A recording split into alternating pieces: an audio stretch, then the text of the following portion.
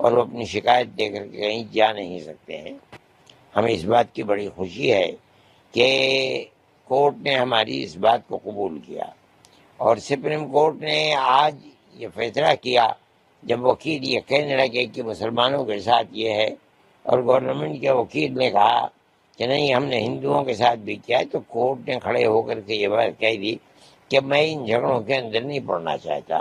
ہماری ایک لائن ہے، ہم 10 نکات کو پیش کریں گے، چاہے ہندو کا ہو چاہے مسلمان کا ہو، جب تک وہ نکات پورے نہیں ہو جائیں گے اس وقت تک کوئی کسی کے گھر کو نہیں گرا سکتا ہے۔ اس میں بڑی اچھی اچھی چیزیں ہیں، اس کے اندر یہ صورت بھی ہے کہ اس کو پورا حق دینا پڑے گا کہ وہ کورٹ میں اپنی مدعا کو پیش کر سکتا ہے۔ یہ بہت بڑی چیز ہے۔ اس کا مطلب یہ ہے کہ اب ظلم نہیں ہو پائے گا۔